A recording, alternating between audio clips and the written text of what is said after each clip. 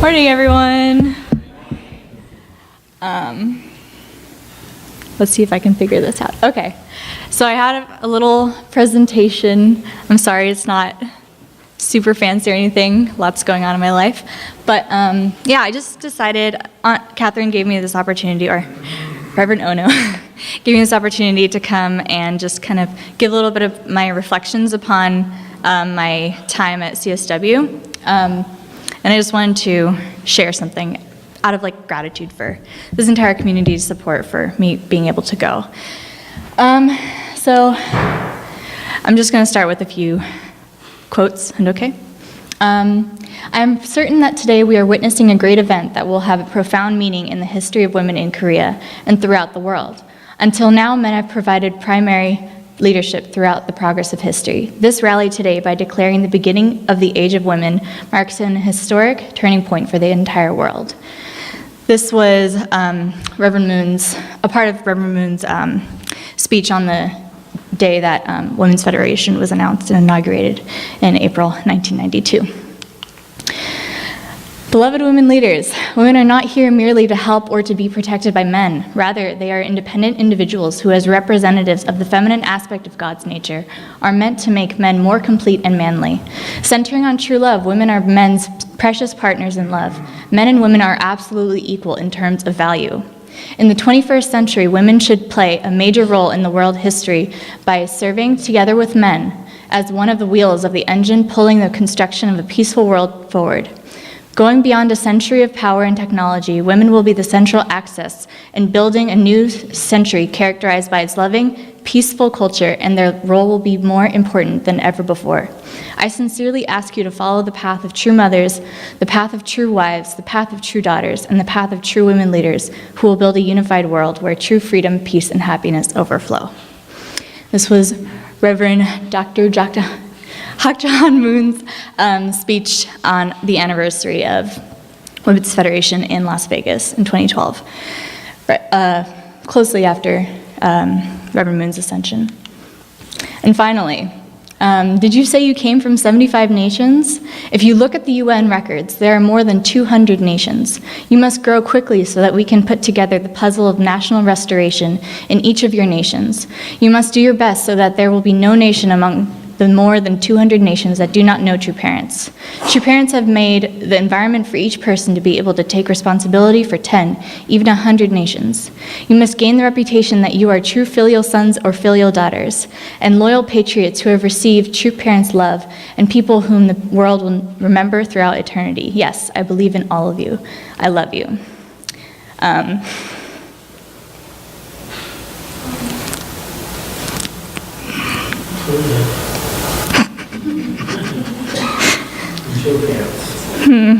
Anyway, sorry if I cry.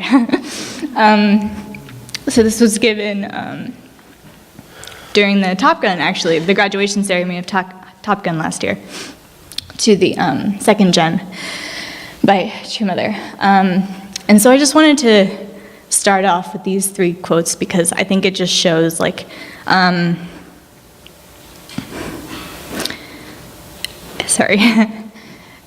true, not just True Mother, but True Father, both of them are the ultimate feminists.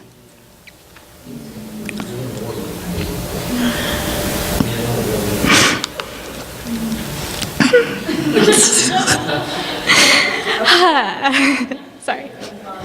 Okay, so a little about me.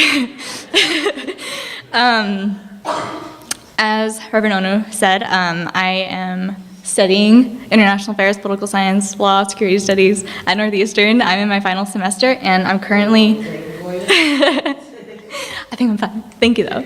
And I'm currently focusing a lot in on the role of women and the role of mothers, specifically, in establishing peace and security in conflict situations, which is basically my attempt to kind of merge my understanding or my identity and my inheritance from being a unificationist and following kind of what True Mother's heart is into what I'm going to do in the future. So, and into my feminism and all of these types of things.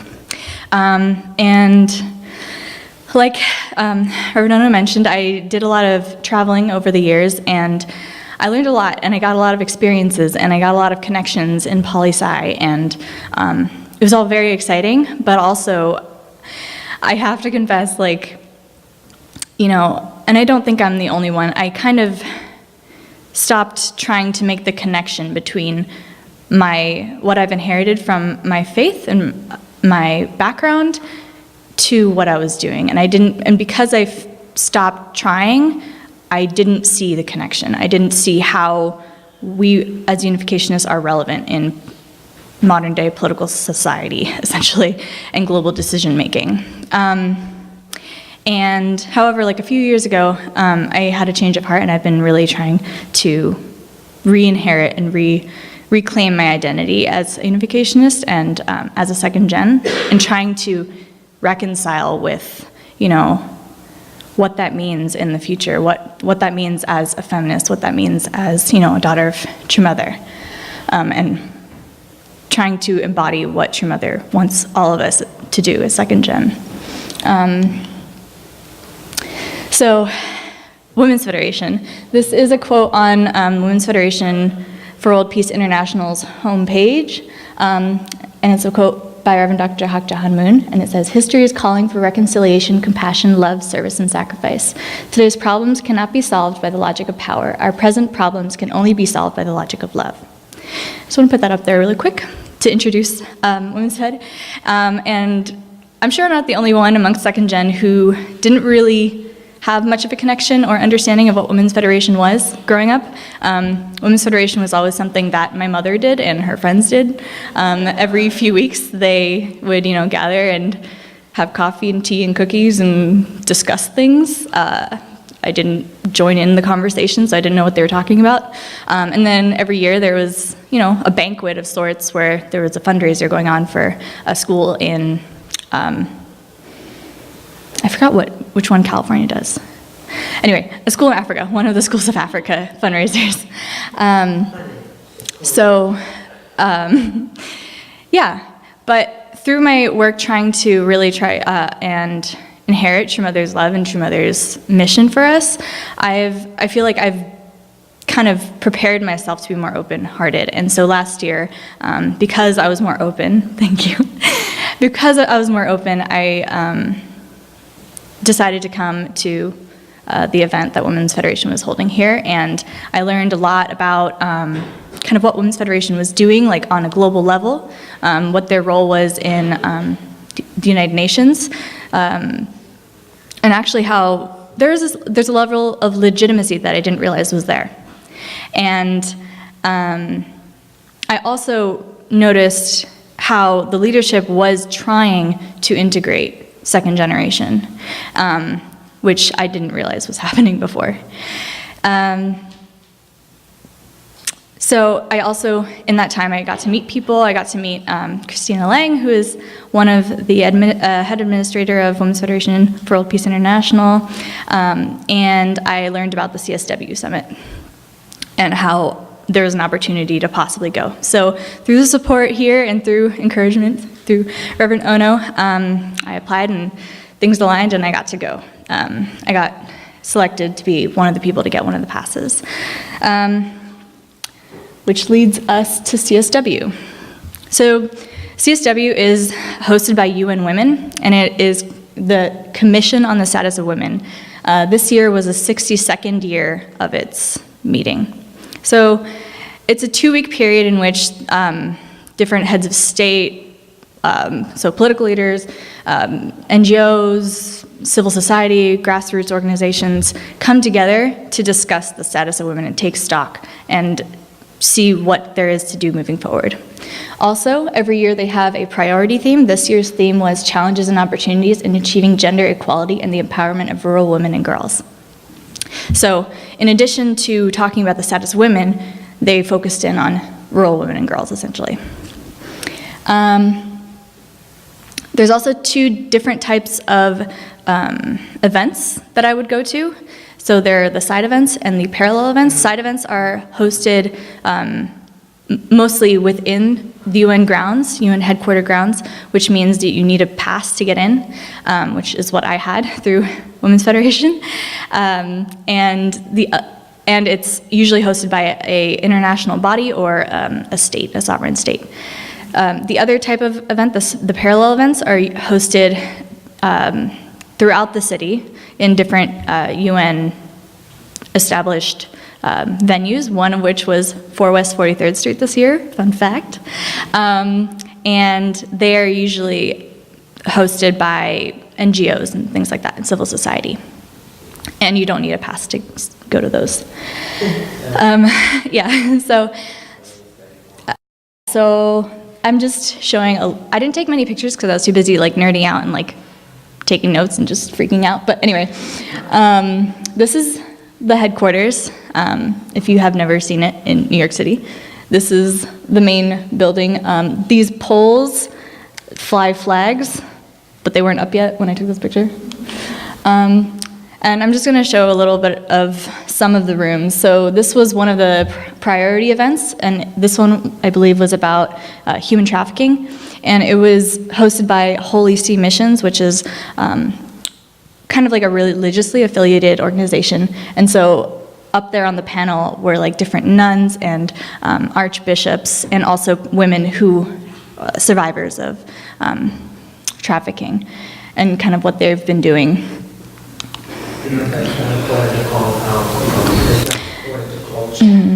This one is an event that was basically taking stock of, so Africa right now, or the African Union, is in the middle of their decade on women. And so this was a panel of leaders in the African Union talking and discussing about how well they're achieving their goals in that. This was one of the parallel events where there was indigenous women who were a part of the panel and telling their stories and their frustrations, essentially, in not being heard and in being like particularly marginalized. And I thought it was just a very emotional time. There was a lot of different people in the audience, and it was just really interesting to see the call to action that arose from it, and the call to just unify amongst different backgrounds to kind of support these women. This was in one of the events that was trying to, so one of the main resolutions that came about in 2000 was UN Security Council Resolution 1325, which essentially created, like, solidified the Women, Peace, and Security agenda, basically stipulating that women have to be present at all stages of decision-making in the peacemaking process in order for peace to be a sustainable peace. And however, there's also another UN Resolution 2250, which is youth, peace, and security. And so it was integrating women's peace and security with this call to like include the youth. And so this was a very awesome lady. She's the vice president, the one in the red. She's the vice president of the Gambia. Very cool woman. And then the Women's Federation for World Peace International also held a side event and also a parallel event. So this was a picture of basically all of the major people of the panel for their side event, which was co-hosted by the International Organization on Migration, and it was on fostering hope for the rural women and girls through integration and education challenges. And this was the parallel event that they hosted, and it was engaging the rural family, the vital role of education. So Women's Federation for World Peace International is like very, very highly focused on education and education's role in empowering rural women and girls. And so I just wanted to show those kinds of things. Tomorrow will come up after me and talk about the Horizon Summit, which was also an amazing experience. But just my reflections from this time, there's 2 points. First, I developed a really deep sense of gratitude for the foundation upon which we stand. I didn't realize how much of a standing we do have already, how much of a foot the Women's Federation has. through Women's Federation, I was able to literally rub shoulders with vice presidents, presidents, major leaders of social movements that are really trying to do things to elevate the status of women. And that's connections right there, you know? And so that was just like really interesting to see. And like also Women's Federation, so Women's Federation has a special status since 1997. They've had special consultative status with the Economic and Social Council of the United Nations, which is actually pretty high level status in the United Nations. And so already that gives it legitimacy. So me saying that, oh, I represent the women of Women's Federation World Peace International, oh, we have ECOSOC standing, talking to anyone, that already gives you kind of they understand what you're talking about. And it gives you a clout in what you're about to say to them, which is just an amazing opportunity. And also gave me insight into the opportunity this provides us. So I'm one of the second gen who definitely did not see the importance. I feel like a lot of us second gen, we have so much desire and so much heart to want to help this world. Like that is something that a lot of us connect with. Sorry. But I think also a lot of the times we're kind of blind to the opportunities that we already have within what we're standing on. And this makes us feel like we need to do things from the ground up. Basically, make our own way through and create changes in our own way, which is not necessarily bad. I think it should be actually more encouraged for anyone who's a second gen to be involved in any NGO that does any good work that really forwards, the principled vision of this world. But also, we do have this really unique and like special opportunity. We don't necessarily have to start from the ground up, which is really important to understand. And so I feel like that made me ask the question, what are we going to do about it?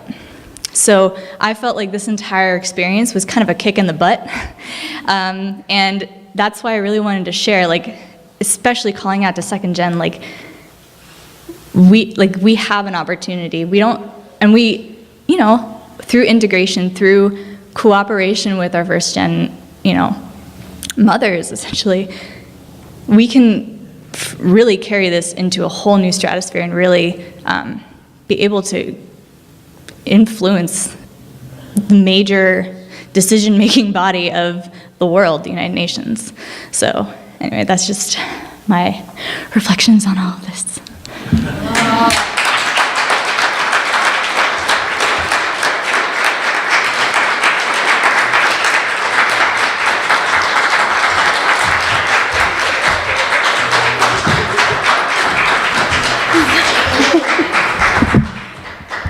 I was so happy when I saw Grace at the Horizon Summit because Women's Federation, this was the third consecutive year that they co-sponsored this event that happens at the end of the UN CSW events.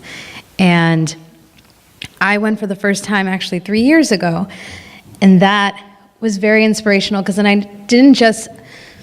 I thought, in a sense, ignorant mind, I'm going to go to this event, I'm not going to see anyone I can relate with, whatever, but you know what, in my heart I do, because my mother was very involved with Women's Federation, I wanted to go, and I was also somewhat involved on the editorial side for Women's Federation, but that particular year blew me away because I got to meet women from all over the place, and they weren't just a part of our movement. They came from a variety of backgrounds, and that's when I almost became addicted to going. And every year I'm like, I need to go to CSW, but so far I haven't missed a Horizon Summit because that's just how inspiring the event is. So for the Horizon Summit, so usually around 2 days, and there were about 28 countries represented just within this year's summit. And the ages, it went from college student above, and it was a great variety. And we had speakers like Ambassador Susan Johnson Cook, who was a former U.S. Ambassador at Large for International Religious Freedom under former President Barack Obama. And we even, a person who inspired me so much was, I just had it, and I lost it, because I don't want to mess up her name, Dr. Sakina Yakubi, who founded the Afghan Institute of Learning, was there, and she really just opened up my eyes to a whole new perspective, because her job was, or she felt it was a mission for her to allow families to have courage who live in these war-torn areas, and to try to inspire even their children to go to school.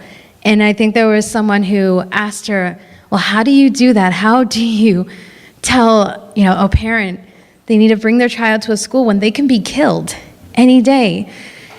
And she said,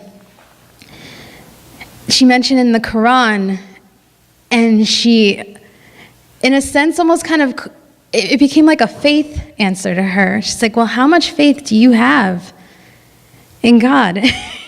How much faith? You need to, just as much as faith that you have, you need to also trust in Him that He will protect your children.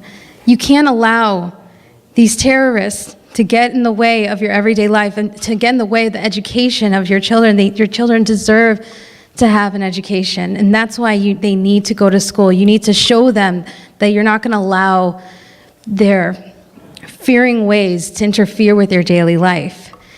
And it was just very profound to me, because I don't know, I feel like, we live in America, and I know things are changing almost on a daily basis, and always depends on the kind of area you are. But even if you live in a particular urban setting where it's not safe, but you go anyway. I mean, I remember my cousins in Brooklyn, they still went to school. They didn't care because they had faith that they would be okay.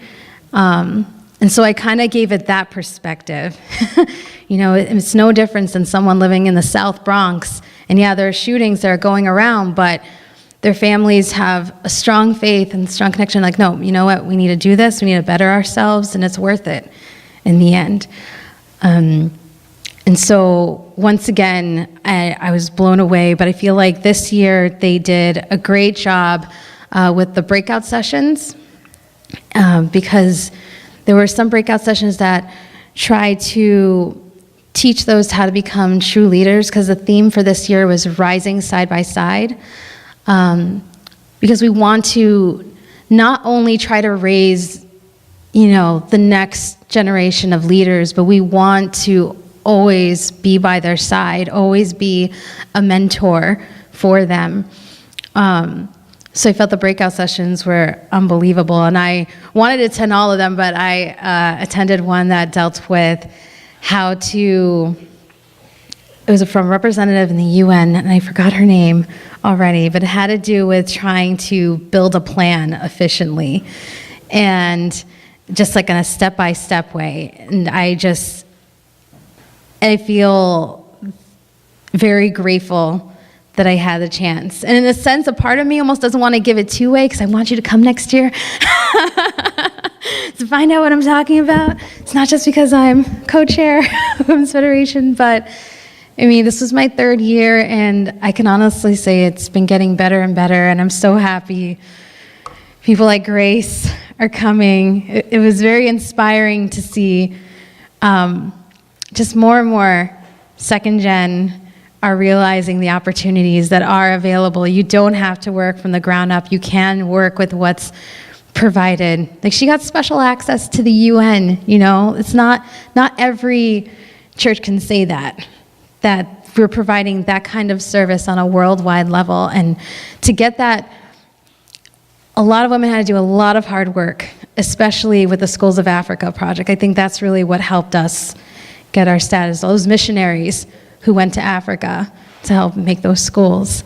And so I almost feel now, after attending that, I personally feel like the sense of responsibility of needing to try to create something. I know Peggy and I are trying to come up with a way of how we can even serve our local communities so we can create more opportunities, even on a local level for everyone. So I'm just really happy that Grace got a chance to come, and I hope if you have any questions, definitely feel free to go up to her. I'm sure she'd be happy to answer them.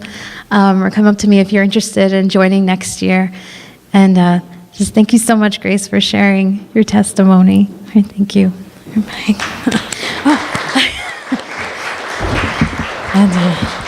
And please join me in prayer. Beloved Heavenly Parent, thank you so much for blessing this day. I know that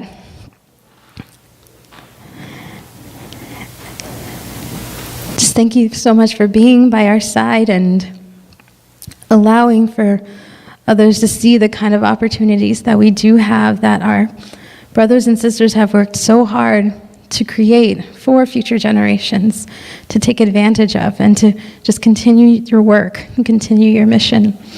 I pray, Heavenly Parent, that the momentum can just keep going, and that we all can just keep helping that momentum continue to rise.